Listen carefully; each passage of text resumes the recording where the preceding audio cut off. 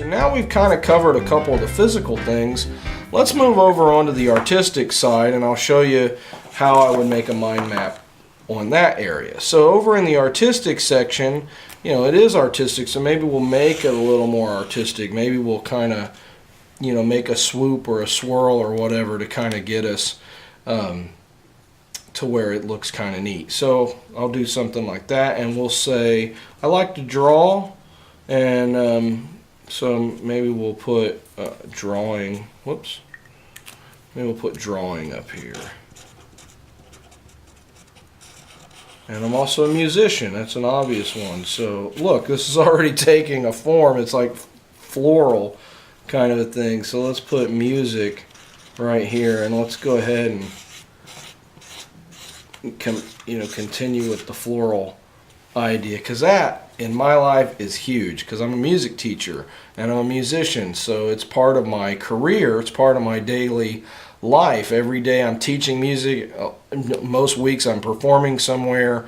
It's just something that is constantly part of my life, and it connects with my spiritual endeavors because I was a worship pastor for a long time too. So drawing and music is definitely a couple artistic things. I mean, one of the things that I'm doing right here is I'm making a film, so we'll put that down, and maybe even though it's sort of a floral thing, maybe we'll go ahead and make it look like a film, just to kind of keep that part of the thing going together.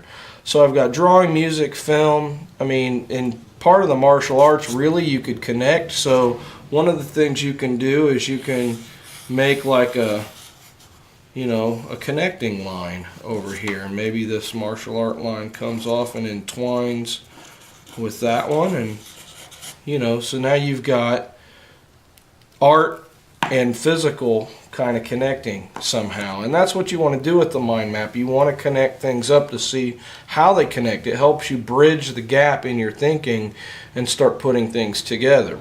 So we've got drawing, music, film. I could go on because I'm really into a lot of different artistic pursuits. One of the things that could come off of drawing is Photoshop.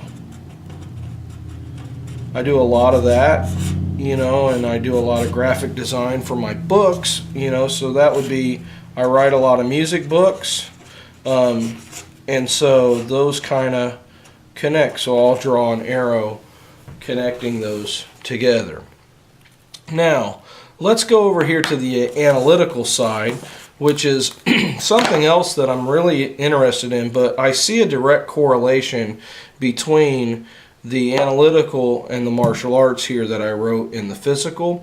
And I'm going to be doing a video soon about a chart that I made to help learn the weaves that you would use in Eskrima. So they're called Sinawali. If you want to look up other videos on that, there are a lot of good videos excuse me, on how to do the weaves. So one of the analytical processes that I like to go through is I like to come up with system development.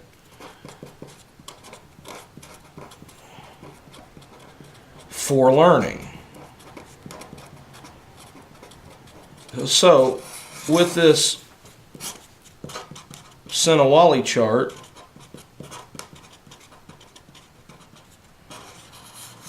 that connects to my Eskrima, and it's an analytical process that I've added to the art. So not only is the martial art going off to the artistic section, now we've got it connected into the analytical section, and this is where the whole brain development starts to come into play here.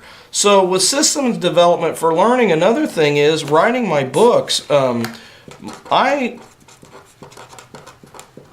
put music books here, and hopefully you can see that in the camera up above, or maybe I could just get a better shot here just in case. So here we've got, the physical, the analytical, the artistic, growing into the floral pattern of all this stuff, the arts coming off, going down into the martial arts section, the Sinawali chart connecting it. It's all starting to connect up. So hopefully you can see that. So anyway, when I write my music books, for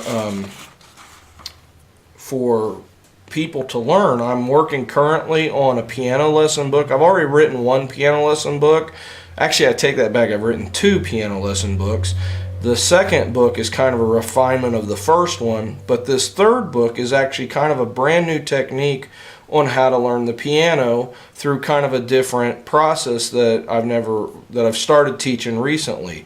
And so the way that I have to approach this is I have to figure out how my students work, and I have to analyze their learning style so that way I can teach them to be artistic, okay?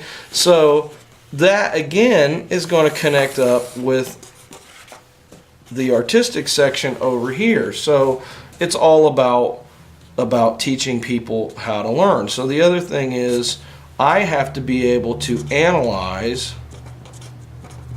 my students' learning style.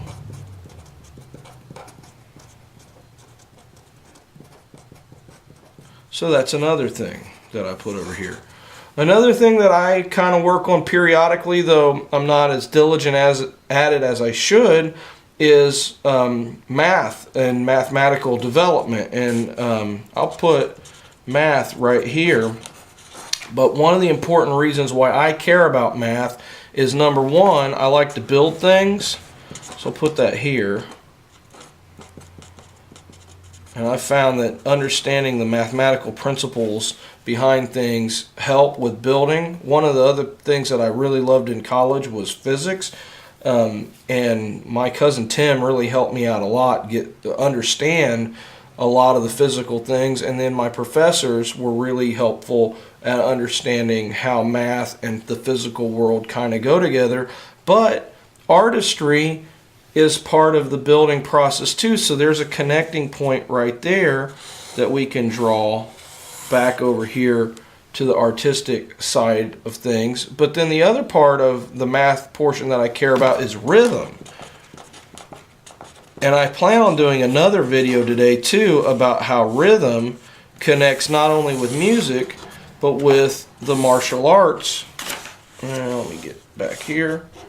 Because you have to understand math and subdivision and things like that to really get a strong sense of rhythm. So that's some of the analytical stuff that I'm interested in. So if I were to continue, maybe I would draw some drumsticks right here on a little drum, and that's the rhythm portion. And maybe I'll put like some plus, minus, division, multiplication symbol right there.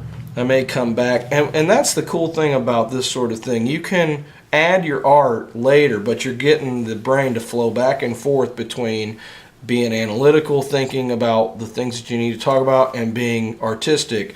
And that's why I love about the mind map. So you can go back and you can continue to add to it.